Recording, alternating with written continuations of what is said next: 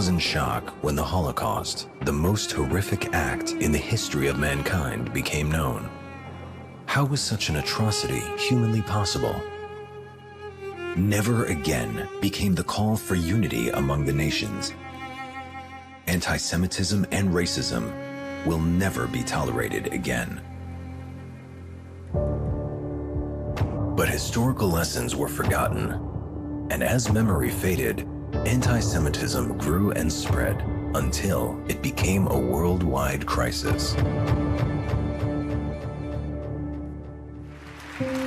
Dr. Moshe Kantor, president of the European Jewish Congress, dedicated himself to renewing the world's commitment to Holocaust remembrance and the fight against anti-Semitism.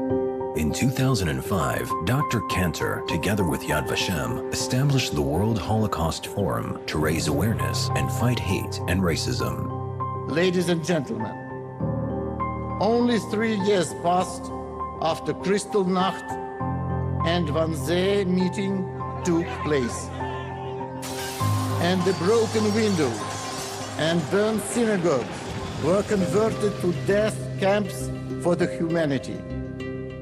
We know just now that the historical process are accelerating.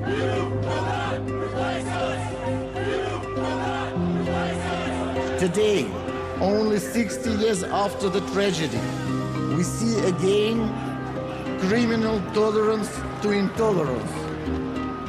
We cannot stay aside. It's time to act. What are we doing to prevent this from happening again?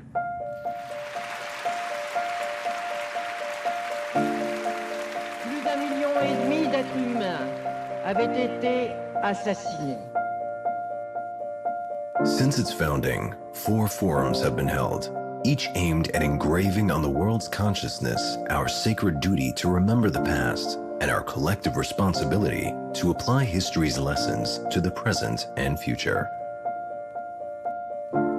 The forums brought together world leaders and distinguished officials from 60 countries. By raising awareness globally, the issue of anti-Semitism and hate is now recognized as an urgent issue.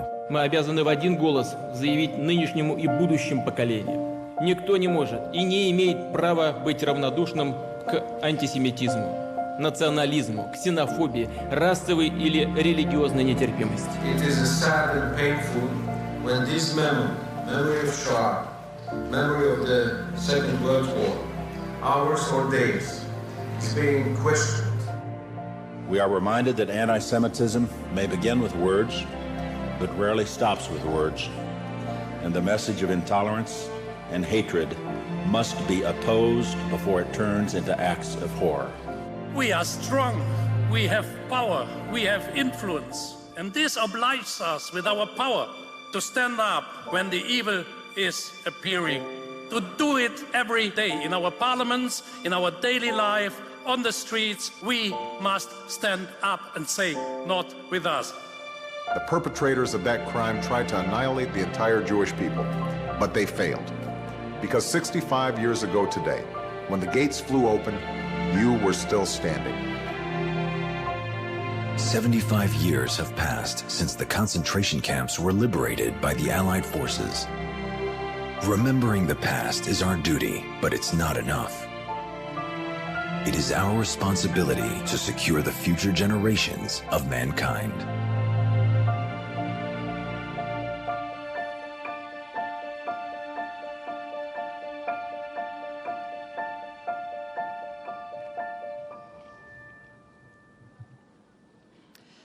Your Majesties, Your Highnesses, Your Excellencies, dear Holocaust survivors, distinguished guests, Shalom, and welcome to the 5th World Holocaust Forum, Remembering the Holocaust, Fighting Anti-Semitism. This historic gathering on the Mount of Remembrance in Jerusalem is organized by the World Holocaust Forum Foundation, together with Yad Vashem, under the auspices of the President of the State of Israel, His Excellency, Mr. Reuven Rivlin. The Shoah, Holocaust, was the systematic murder of 6 million Jewish children, women, and men by the Nazis and their collaborators. Motivated by their extreme racist anti-Semitic ideology, the Nazis and their collaborators sought to exterminate the entire Jewish people, to annihilate their culture and heritage, and to cruelly persecute other groups. It is particularly meaningful that this event is taking place at Yad Vashem, the World Holocaust Remembrance Center in Jerusalem. We gather here to honor the survivors, remember the victims, and to gain insights from their stories that are significant and relevant for our present and our future. We also recall the remarkable legacy of Jewish resistance during the Holocaust. Jews fought heroically under impossible circumstances. They retained their dignity through extraordinary daily attempts to maintain family and communal ties and observe sacred traditions. It is my honor to invite His Excellency Mr. Reuven Ruvi Rivlin, President of the State of Israel, to deliver opening remarks.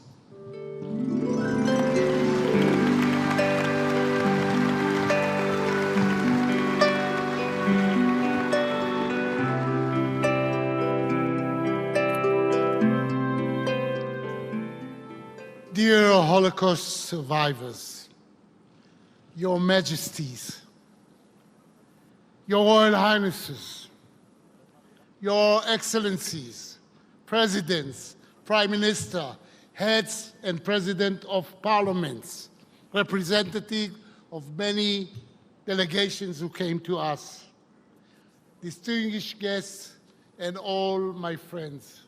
And I have so many good friends because Israel has so many good friends. Welcome. Welcome to Jerusalem. Yesterday we talked in English, and today here from the heights of Yad Vashem, next to the Herzl Mountain, I would like to express my words in Hebrew, and you have a direct translation. So if you are ready with a direct translation, I'll start. ב-27 בינואר 1945 נפתחו שערי הגיהנום. אושוויץ, המפעל הגדול ביותר בתולדות האנושות להשמדת עם, שוחרר. הזוועה שהתגלתה לעיני חיילי הצבא האדום שנכנסו למחנה הייתה בלתי נתפסת. Were absolutely incomprehensible, intolerable. Zinovi Kolochevo, a Jew, an artist, and a soldier in the Red Army, described what he saw with his own eyes. האדמה נאנחת בקולותיהם is sighing with the atrocities that those victims suffered. I could not tear myself from that portion of the land that was cursed in the history of mankind. All my body was horrified, and I was moaning and sobbing bitterly. Thus he wrote, in the camp itself, there were bodies, thousands of people dying and dead. Yes, some of them children too, many, many children.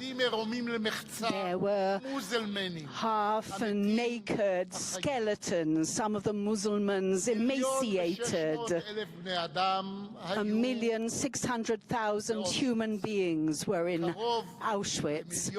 Nearly 1.5 million of them were Jews. They were all slaughtered. 1,600,000 human beings, 1.5 million of them were Jews. On a little piece of paper with a pencil, a corporal Dolcacetto wrote on this little slip of paper, and he wrote and wrote and reiterated again and again so that it would be remembered, so that he would never forget, so that he would never forget, that he would always remember.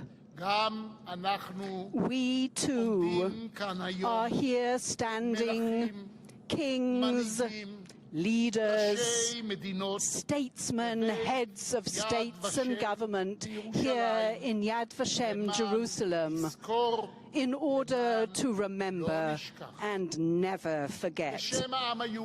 On behalf of the Jewish people, and here, as the President of the State of Israel, I would like to thank you from the bottom of my heart for having come here. Thank you for your solidarity with the Jewish people, for your commitment to remember the Shoah, for your commitment to the citizens of the world, for those who believe in freedom and the dignity of mankind. At the end of November 1943, for the first time in Tehran, the three superpower leaders met, those who had actually waged that war in Germany. That was not just a meeting of friends, not at all.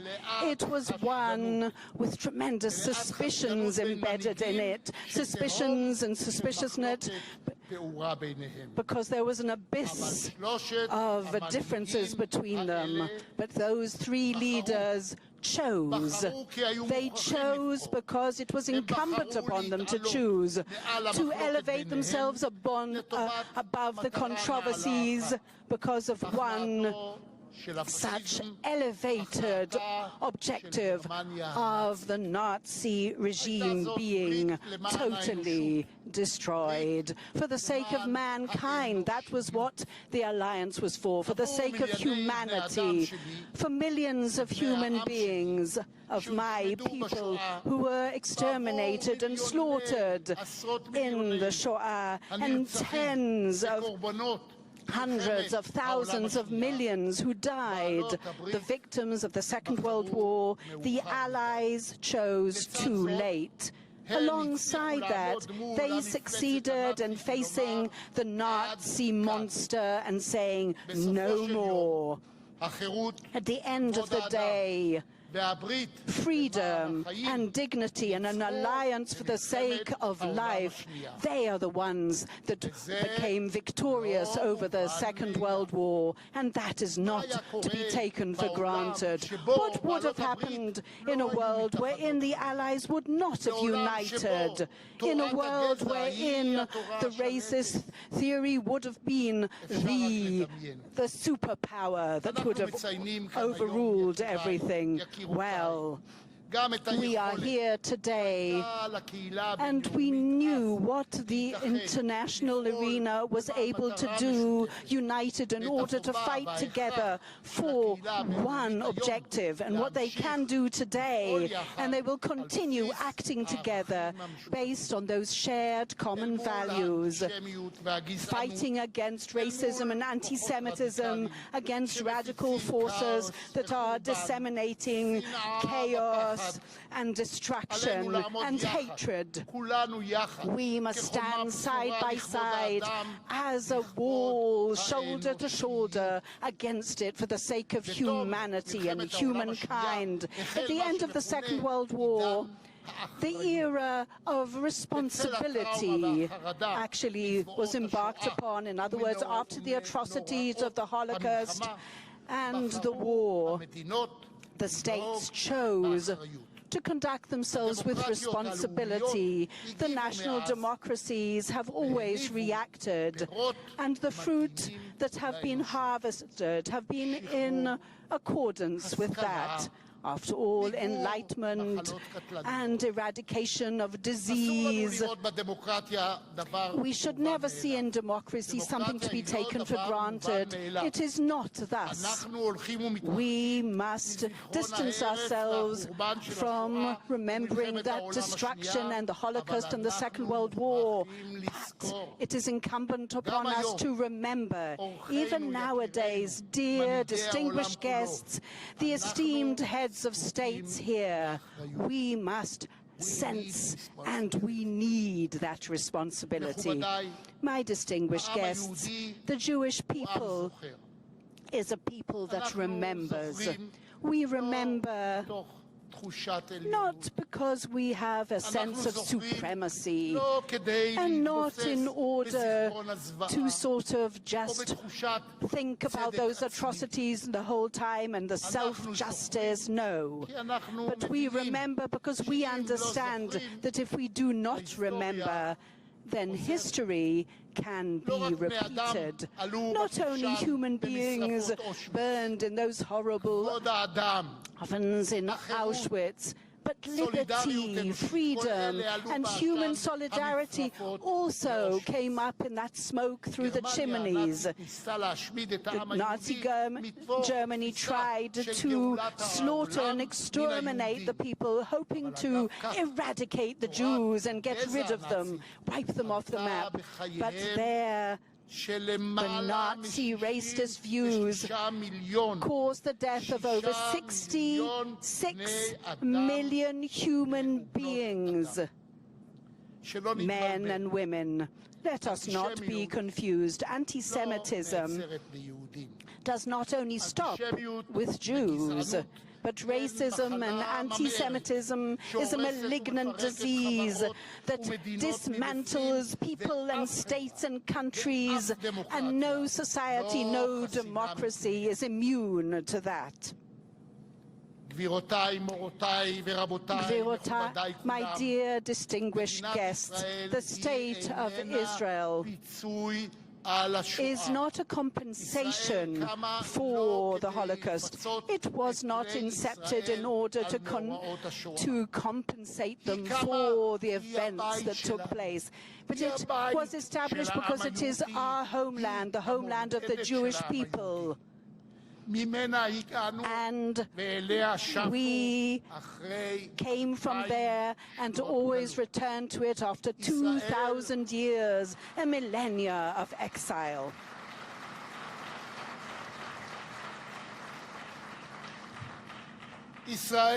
Israel is a strong democracy, a strong democracy.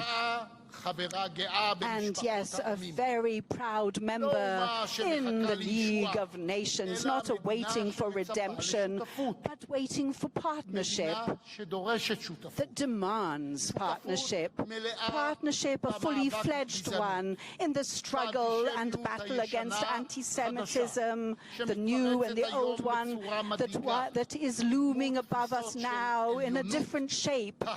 They're talking about national purity and the hate, xenophobia, and that is taking a terrible toll and price in the lives of people. It is a chronic disease. It is from the right, emanating from the left too, changing shape, metamorphosing itself. Anti-Semitism has not changed. Yes, but we have. The state of Israel is no longer, is not a victor. We will always defend ourselves in our country, and because this is the homeland and the state of the Jewish people, and it will always be responsible for the Jewish communities abroad, for their safety and security. The state of Israel is an integral part of the international League of Nations, and we make sure that we're going to strengthen scientific and moral and other values for the entire world. We intend to curb all the terror forces that want to actually wreak terror and chaos around the world. All the citizens of the world who believe in freedom can be detrimentally affected by that, and thus we will continue conducting ourselves. I would like to thank you once again. A vote of gratitude to statesmen, ladies and gentlemen, true partners, for having come here on behalf of the people of Israel, the government of Israel, the Knesset of Israel, the law of Israel, and the IDF. I would like to thank you once again for having come here. We would like to thank you for your commitment to the security of the Jewish communities, especially in such dire times. We would like to thank all those who have already adopted the anti-Semitic new definition by IHRA. And we are calling upon all the countries of the world who have not as yet adopted to adopt it. It is a very useful tool in the battle against anti-Semitism on an education and on a public level, but also on the enforcement level. Together, all of us will continue striving to struggle and combat anti-Semitism, racism, hatred for the sake of hatred.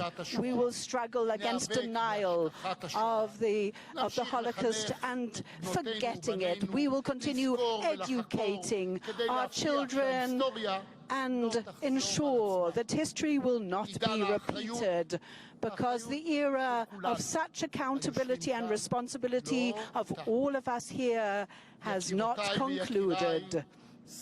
My distinguished, dearest, dearly beloved Holocaust survivors who are with us here today, you are our miracle. And what your strength, I saw as a child how you came to Israel, built houses, established new families, planted trees, and you, with that, with what you suffered, you promised us our future in a democratic and Jewish and democratic state, all entwined together. No, there is no such thing as a Jewish state without democracy, for we Jews can only live in a democratic state, and thus we will continue.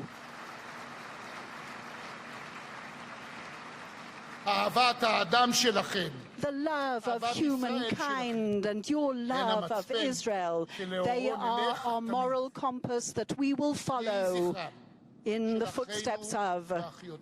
May the victims, our brothers, our brethren, be blessed. All those who struggled against the Nazis, the righteous among the nations, and their descendants of many families are here with us. And I know of those heads of state, know them well. They are here amongst us. And we know that they are all engraved in our hearts ad infinitum. We thank you from the bottom of our hearts for this partnership in your fight for remembrance and the eradication of and your commitment to the eradication of anti-Semitism, racism, and hatred.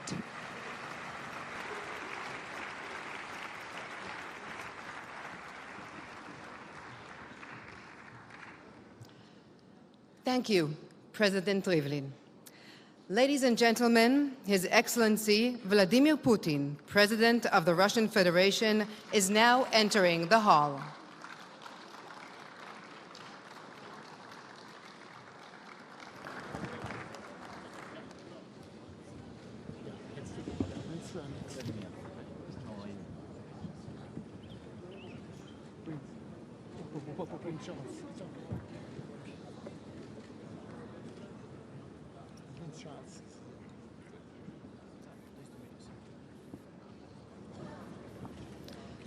It is now my honor to invite His Excellency, Mr. Benjamin Netanyahu, Prime Minister of the State of Israel, to deliver his remarks.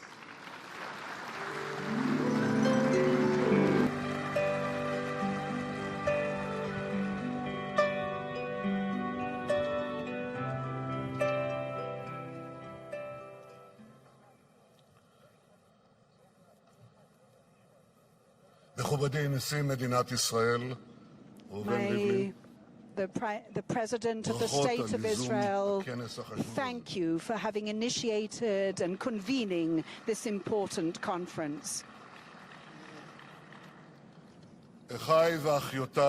My brethren, the Holocaust survivors, distinguished guests, the righteous amongst the nations, who risked not only their own lives,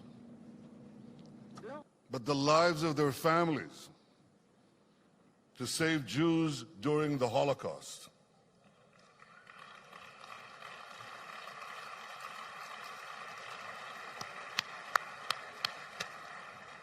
The trees on this hallowed ground of Yad Vashem are a testament to their remarkable, extraordinary courage.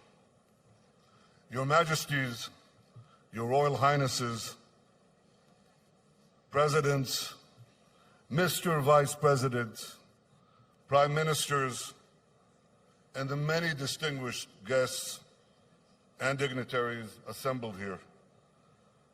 Your presence in Jerusalem honors the memory of the 6 million victims of the Holocaust. Israel and the Jewish people, thank you.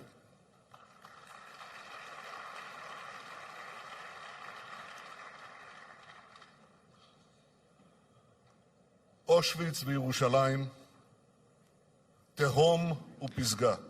Auschwitz and Jerusalem, an abyss and a summit. Auschwitz, the distraction. Jerusalem, the resurrection. Auschwitz was the incarceration, enslavement. Jerusalem is freedom, liberty. Auschwitz was death.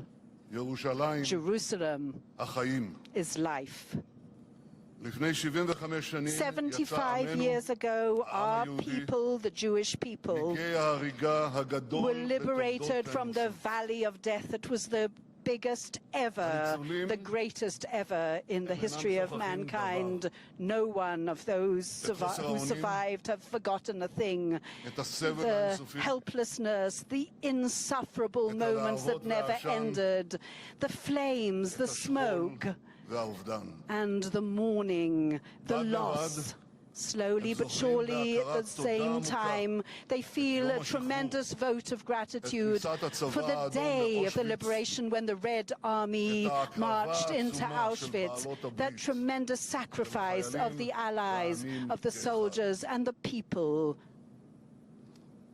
I am here today with President Rivlin and President Putin from a very moving ceremony of the inauguration of a monument after the siege of Leningrad.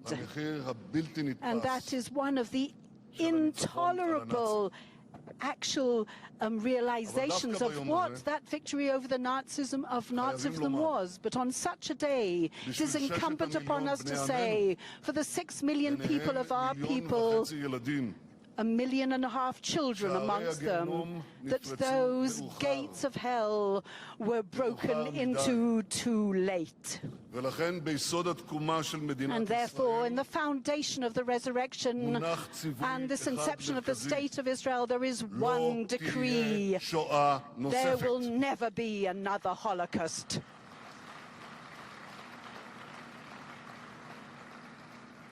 As a Prime Minister of the State of Israel, that is my most supreme commitment. Israel is eternally grateful to the immense sacrifice that was made by the Allies, by the peoples and the soldiers, to defeat the Nazis and save our common civilization. Without that sacrifice, there would be no survivors today. Yet we also remember that some 80 years ago, when the Jewish people faced annihilation, the world largely turned its back on us, leaving us to the most bitter of fates. For many, Auschwitz is the ultimate symbol of evil. It is certainly that. The tattooed arms of those who passed under its infamous gates, the piles of shoes and eyeglasses seized from the dispossessed in their final moments, the gas chambers in crematoria that turned millions of people into ash. All these bear witness to the horrific depths to which humanity can sink. But for the Jewish people, Auschwitz is more than the ultimate symbol of evil. It is also the ultimate symbol of Jewish powerlessness. It is the culmination of what can happen when our people have no voice, no land, no shield. Today, we have a voice, we have a land, and we have a shield.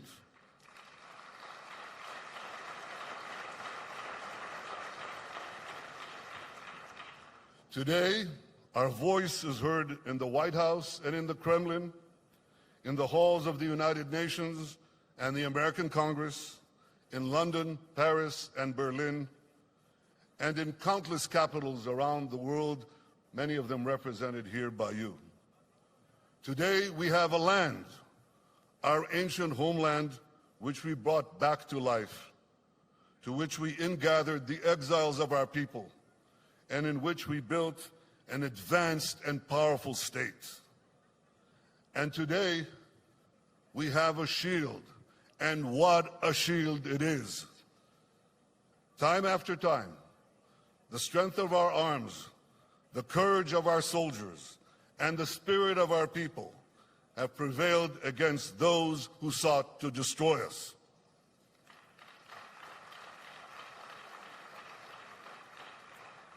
Our hand is extended in peace to all our neighbors, and a growing number of them are seizing it to build with Israel bridges of hope and reconciliation. Ladies and gentlemen, the Jewish people have learned the lessons of the Holocaust, always to take seriously the threats of those who seek our destruction, to confront threats when they are small, and above all, even though we deeply, deeply appreciate the great support of our friends, to always have the power to defend ourselves by ourselves. We have learned that Israel must always remain the master of its fate.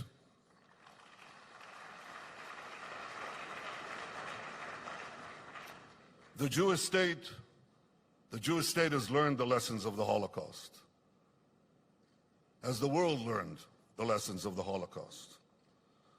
There are some signs of hope, and this extraordinary gathering is one of them. Today, the dangers of racism, hateful ideologies, and anti-Semitism are better understood. Many recognize a simple truth, that what starts with the hatred of the Jews doesn't end with the Jews. Represented here today are governments that understand that confronting anti-Semitism in all its forms protects their societies as well. And Israel deeply appreciates this. We also appreciate, as many understand, as President Macron said yesterday, that anti-Zionism is merely the latest form of anti-Semitism. These are all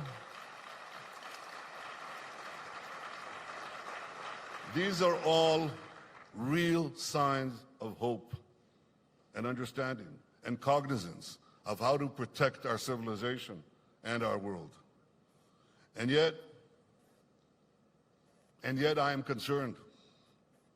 I'm concerned that we have yet to see a unified and resolute stance against the most anti-Semitic regime on the planet, a regime that openly seeks to develop nuclear weapons and annihilate the one and only Jewish state.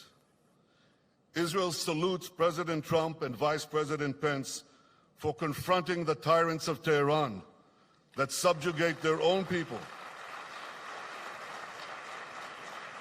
The tyrants of Tehran that subjugate their own people and threaten the peace and security of the entire world. They threaten the peace and security of everyone in the Middle East and everyone beyond. I call on all governments to join the vital effort of confronting Iran. In any case, I wish to assure again our people and all our friends, Israel will do whatever it must do to defend our state, defend our people, and defend the Jewish future.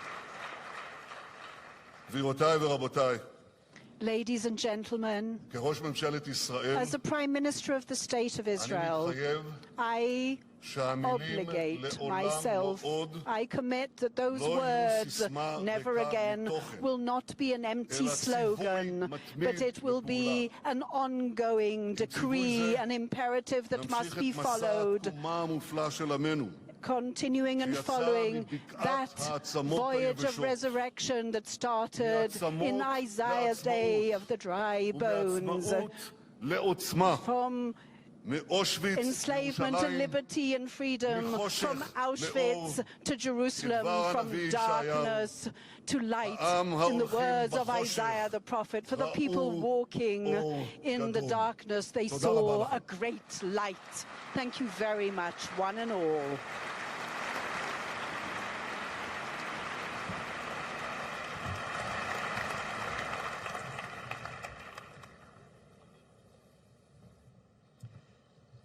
Thank you, Prime Minister Netanyahu. It is my honor to invite the founder and president of the World Holocaust Forum Foundation and president of the European Jewish Congress, Dr. Moshe Kantor, to deliver his remarks.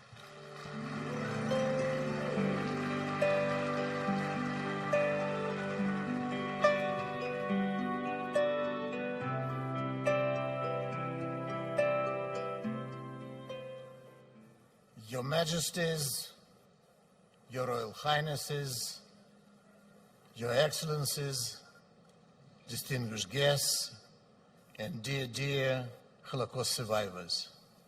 I would like to begin by expressing my deepest gratitude to President Rivlin, who 2 years ago strongly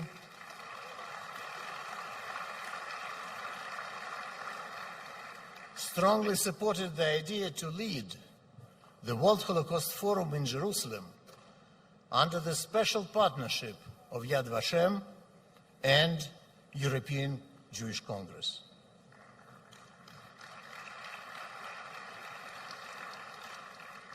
I would like to address here today just 3 points. Number one, why is anti-Semitism a threat to humanity and not only for Jewish people? Number two, what is the situation today of anti-Semitism and especially for European Jews? And number three, what are the practical steps that must be taken to stop this threat? When granting equal rights to the Jews of France, Napoleon Bonaparte said, "The national attitude towards Jews is the barometer of society's civilization." And why is that? Historically, Jews were always among the most loyal citizens of their countries and did their best to integrate and to become pillars of society in all walks of life. Those who wanted to dismantle the fabric of society, extremists from both right and left, the Jews were always a symbol of society's foundations. Rejection of the Jews was a rejection of the world order. They were always the first target, but by no means the last. The Nazi erased 1/3 of Jewish people, 6 million. But in total, more than 60 million people were killed during the Second World War, and the world just stopped at the gates of destruction. If extremists are not stopped at the gates of anti-Semitism, they will eventually take over executive power in their states. And what is the situation today? Who could imagine that just 75 years after the Holocaust, Jews would again be afraid to walk the streets of Europe wearing Jewish symbols? Who would have imagined that synagogues would be attacked again and cemeteries desecrated and even destroyed on a regular basis? As president of the European Jewish Congress, I can only offer you a picture of communities hiding behind high fences and thick security doors. More than 80% of them feel unsafe in Europe today, while more than 40% are considering leaving Europe entirely, and in recent years, 3% have done so annually. If we think about this figure for a moment, it means that at this rate, in only 30 years, there could be no Jews in Europe. What must be done? Firstly, we must educate about the Holocaust and about the dangers of anti-Semitism, racism, and xenophobia, and particularly from the very early age. Secondly, we must introduce meaningful legislation. Finally, thirdly, fully enforce it. In this regard, there is so much that we can learn from one another. For example, Germany adopted a law 2 years ago against online hate speech, addressing one of the most powerful platforms that anti-Semitism and racism today, the internet. The United States has recently addressed the growing anti-Semitism on university campuses with an executive order which permits restricting of federal funds for universities that do not combat anti-Semitism. France passed legislation against boycotts of people and products based on nationality, addressing the new type of anti-Semitism which targets the Jewish state. Just a few weeks ago, they passed a resolution acknowledging that anti-Zionism is anti-Semitism. Great Britain is a model of how effectively to respond to anti-Semitism. It created a task force combined of law enforcement agencies, legal institutions, and civil society organizations to effectively coordinate and act against anti-Semitism. And Russia, where we find maybe the lowest rates of anti-Semitism due to a very uncompromising long-term policy towards anti-Semitism. And anti-Semitic incidents are treated with maximum severity, therefore practically eliminating anti-Semitism in the public arena.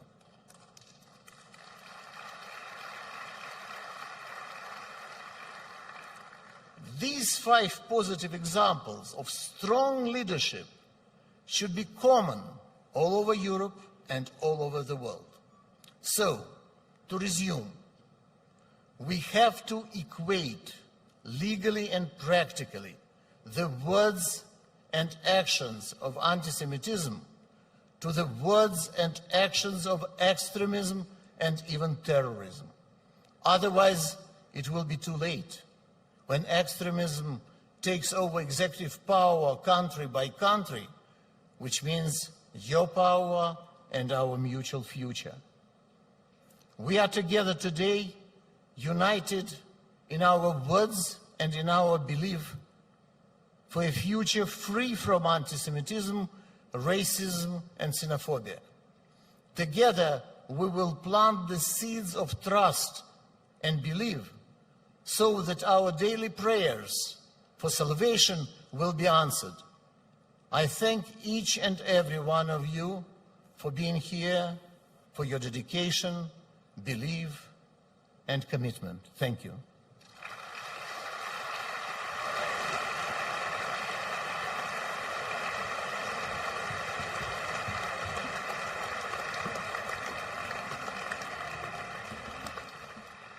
Thank you, Dr. Cantor. We are honored to have with us here an international philharmonic orchestra made up of musicians from Russia, France, Germany, Israel, Poland, and the United States. This orchestra is led by artist for peace, Maestro Vladimir Spivakov.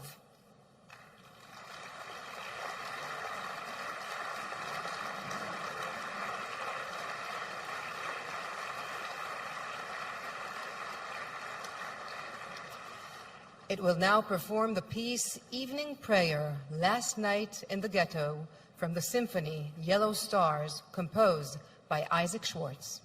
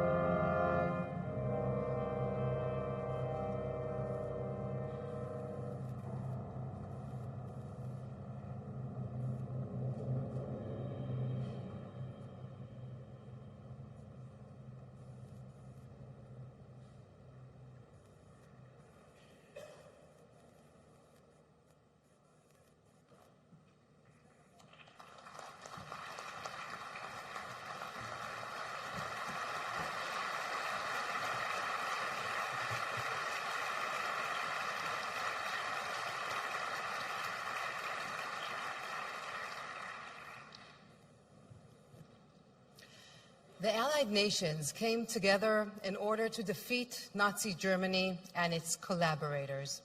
Their joint efforts and unity of purpose saved the world from Nazi evil. The Red Army bravely and resolutely led the defeat of the Nazis on the Eastern Front, and together with its allies freed Europe from the Nazi grip. Soviet troops liberated Majdanek, Auschwitz-Birkenau, and other Nazi camps. It is my honor to invite His Excellency, Mr. Vladimir Putin, President of the Russian Federation, to deliver his remarks.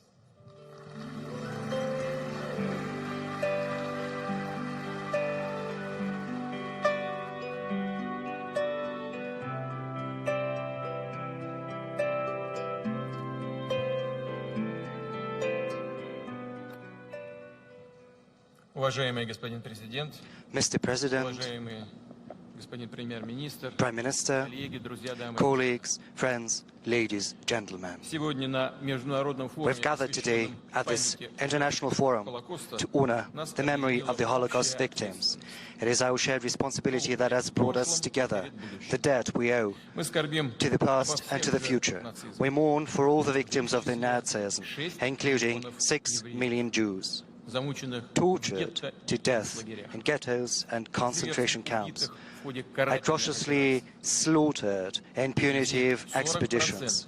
40% of them are citizens of the former Soviet Union. So, for us, the Holocaust has always been for us a deep wound. It is a tragedy we shall never forget. Before coming to Jerusalem, I read the authentic documents, the briefs from the officers of the Red Army after the liberation of Auschwitz. I have to tell you, colleagues, it is very difficult to read these details that speak in detail how this camp was organized, how this machinery for the cold-blooded extermination of people was working. It is almost unbearable to read. Many of them are handwritten by the soldiers and officers of the Red Army on the second, the third day after the liberation of the prisoners. And these briefs give us a chance to feel the shock that they felt when they saw what was happening there. They witnessed things that made them feel pain, indignation, and compassion. Marshal Konev, who was in charge of the military operation to take the densely populated Silesian industrial area of Germany, tried to save as many civilians as possible. Once he was informed of the atrocities that were happening in Auschwitz, he forbade himself from even seeing that concentration camp. Subsequently, he wrote in his memoirs that he did not have the right to lose back then his fortitude. He did not have the right to let the righteous feeling of vengeance blind him, because that would have brought about additional victims among the innocent people that lived in Germany. January the 27th is going to mark the 75th anniversary since the liberation of Auschwitz. This hell pit where people from different countries were driven to be tortured, experimented upon, and exterminated in droves. This hell pit took the lives of hundreds of thousands of people, including more than 1 million Jews. Crimes perpetrated by Nazis, they're carefully thought through, planned, final solution to the Jewish question, as they called it. That is, colleagues, it's one of the blackest, the most shameful pages in the world history. Nor should we forget that this crime had accomplices whose cruelty often surpassed that of their masters. Those death factories and concentration camps were operated not just by Nazis, but by their henchmen and accomplices in many European countries. It's where these thugs operated in the occupied territories of the Soviet Union that the biggest number of Jews were slaughtered. In Ukraine, 1.4 million Jews were slaughtered. In Lithuania, 220,000 people. I like to draw your attention to the fact that that is 95% of the pre-war Jewish population of Lithuania. In Latvia, 77,000 people, and so on and so forth. Just several hundreds Latvian Jews managed to survive the Holocaust. Holocaust is a deliberate extermination of people, and I have to remind you that Nazis had in store the same fate for many other nations. Russians, Belarusians, Ukrainians, Poles, other nationalities were declared as inferior people, and their lands were supposed to become a Lebensraum for Nazis, to provide them with a comfortable existence, whereas Slavonic nations were condemned either to be exterminated or to be reduced to slaves with no voice of their own, with no culture, historical memory or language. Back then, in 1945, the end to these barbaric plans was put first and foremost by the Soviet nation. As was mentioned, it managed to protect its fatherland and brought freedom to Europe. We paid a terrible price, unheard of before by any nation. We had to sacrifice 27 million people. That was the price of victory. The memory of the Holocaust will only become a lesson and a warning if it is comprehensive and integral, with no cuts or omissions. Regrettably, right now, the memory of war and its lessons fall victim increasingly often to short-term political interest, which is absolutely inadmissible. The duty of current politicians, political leaders and statesmen is to protect the good name of both living and fallen heroes, as well as innocent people who fell victim to Nazis and their henchmen. And to do that, we need to use all opportunities, information, political and cultural, the authority and clout of our countries throughout the world. I am confident that everyone attending the forum shares these concerns and is willing to stand together with Russia to protect the truth and justice. And we certainly all bear responsibility to make sure that the terrible tragedies of the past war should never repeat themselves. We have to make sure that future generations remember the horrors of Holocaust and concentration camps, the siege of Leningrad. As Prime Minister Netanyahu has said, we've inaugurated a monument to honor the victims of the siege of Leningrad. They have to remember Babi Yar, as well as the village of Hatyn burned to the ground. They have to be vigilant not to miss when the first sprouts of hatred, of chauvinism, of xenophobia and anti-Semitism start to rear their ugly head. When we see surreptitious attempts to condone xenophobia or other manifestations of these phenomena. The oblivion of the past, fragmentation in the face of threats can bring about terrible consequences. We need to find the courage not just to speak about that directly, but also to do everything in our power to protect peace. I believe that the founding members of the United Nations should lead by example, the 5 nations incumbent upon which has special responsibility to preserve our civilization. With some of our counterparts, we've discussed this. And as far as I understand, on the whole, the attitude is positive. We suggest that a meeting should be held of the heads of state and government of the P5, Russia, China, the US, France and the UK. It can take place in any country, at any place of the world where counterparts find it convenient. Russia is willing to engage in a serious conversation, and without further ado, we are willing to send this address to the leaders of the UN Security Council P5. We have many important issues at hand. Just recently, one of those issues, Libya, was discussed in Berlin at the initiative of Chancellor Merkel, but we'll have to get back to that, to the United Nations adopt a resolution. But there are many other issues.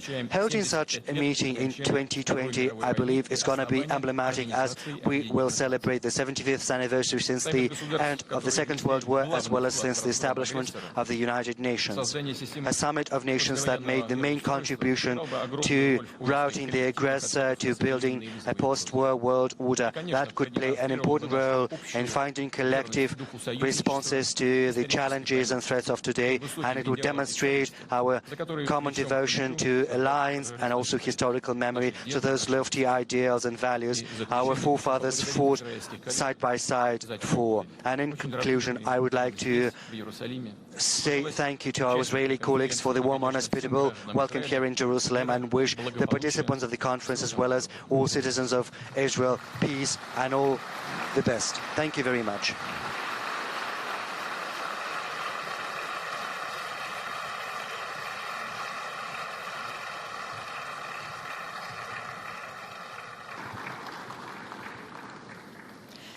Thank you, President Putin. The entry of the United States into the war was critical in the Allies' fight against Nazi Germany and the other Axis powers, liberating Western Europe and ensuring the Allies' eventual victory. American soldiers freed Buchenwald, Dachau, and other Nazi concentration camps. It is my honor to invite His Excellency, Mr. Mike Pence, Vice President of the United States of America, to deliver his remarks.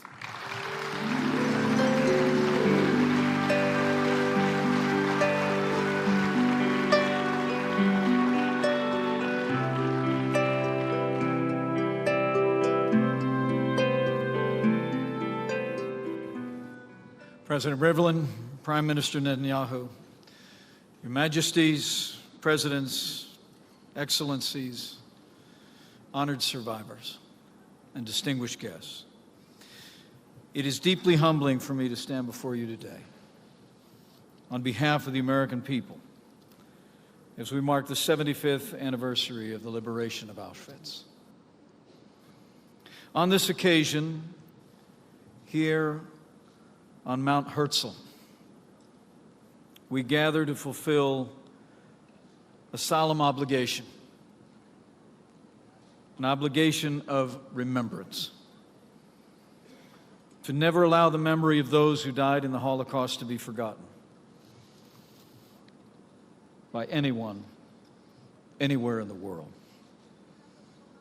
The word remember appears no fewer than 169 times in the Hebrew Bible.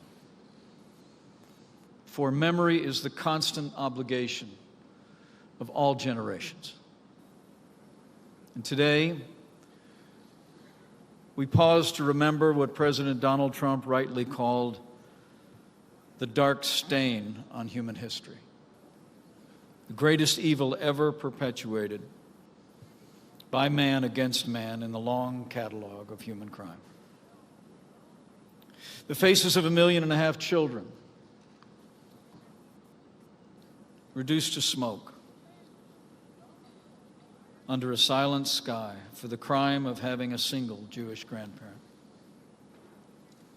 The night Elie Wiesel, called 7 times sealed, consumed the faith of so many then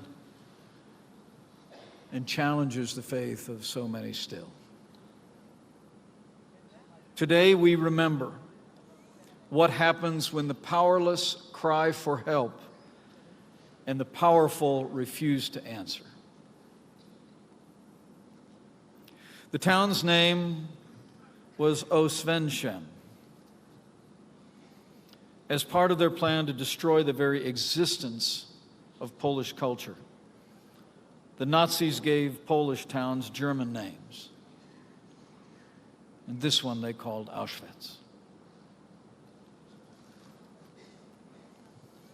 When soldiers opened the gates of Auschwitz on January 27, 1945, they found 7,000 half-starved, half-naked prisoners, hundreds of boxes of camp records that documented the greatest mass murder in history. Before the war was over, in its 5 years of existence, more than 1.1 million men, women, and children would perish at Auschwitz. As my wife and I can attest firsthand from this past year, one cannot walk the grounds of Auschwitz without being overcome with emotion and grief. One cannot see the piles of shoes, the gas chambers, the crematoriums, the lone boxcar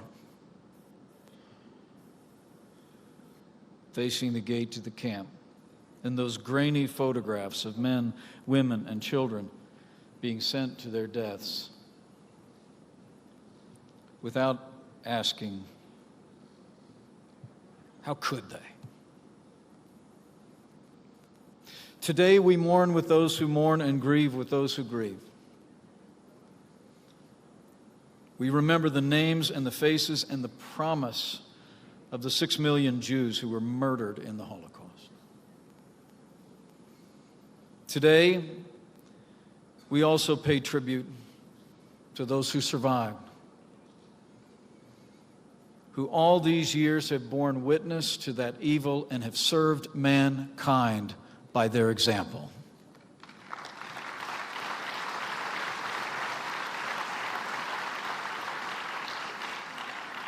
And today we honor and remember the memory of all the Allied forces,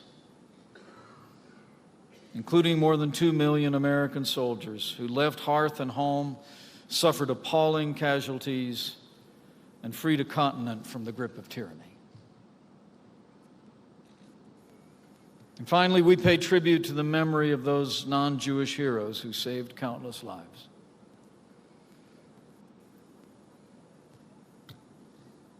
Those the people of Israel call the righteous among the nations. In an age of indifference, they acted. In an age of fear, they showed courage. And their memory and their example should kindle anew the flame of our hearts to do the same in our time.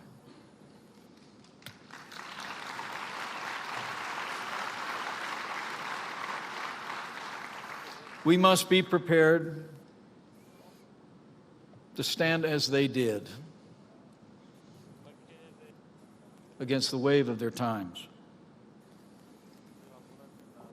We must be prepared to confront and expose the vile tide of anti-Semitism that is fueling hate and violence all across the world, and we must stand together.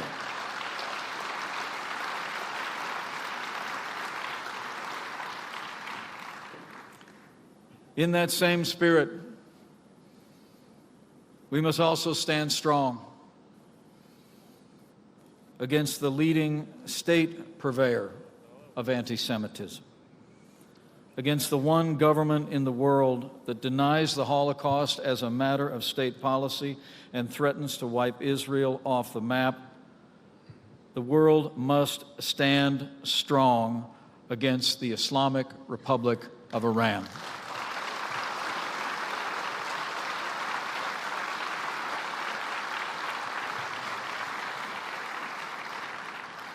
And finally, we must have the courage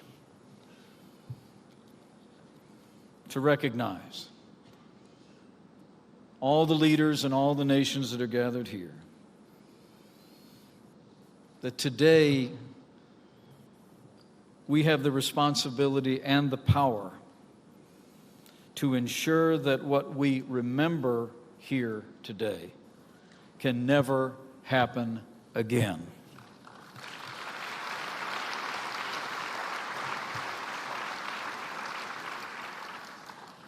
Mr. Prime Minister, as we honor and remember the 6 million Jewish martyrs of the Holocaust,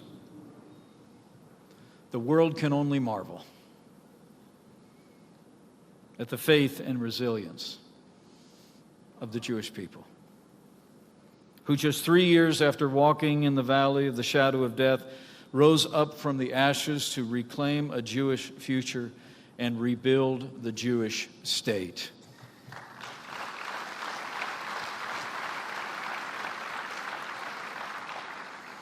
And I'm proud to say, as Vice President of the United States, that the American people have been with you every step of the way since 1948. And so we will remain. As President Trump declared in his historic visit to Jerusalem, the bond between our two peoples is woven together in the fabric of our hearts, and so it shall always be.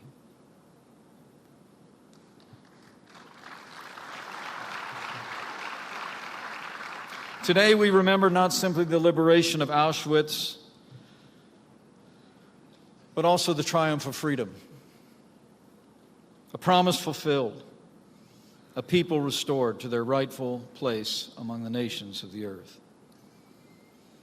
And we remember the long night of that past, the survivors and the faces of those we lost, the heroes who stood against those evil times. And today we gather, nearly 50 nations strong, here in Jerusalem to say with one voice, never again.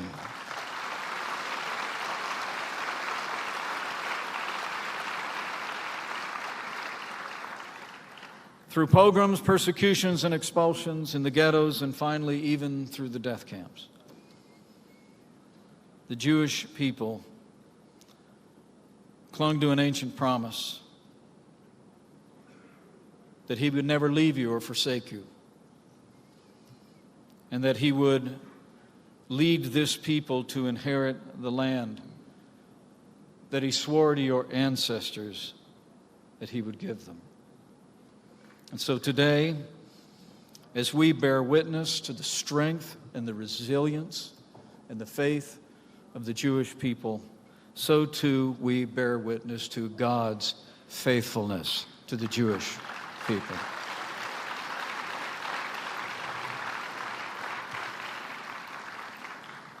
May the memory of the martyrs be enshrined in the hearts of all humanity for all time. May God bless the Jewish people, the state of Israel, the United States, and all the nations gathered here. And may he who creates peace in the heavens create peace for us and for all the world. Oseh shalom bimro ma, huye aseh shalom. Aleinu v'akol Yis Israel vayim ru. Amen.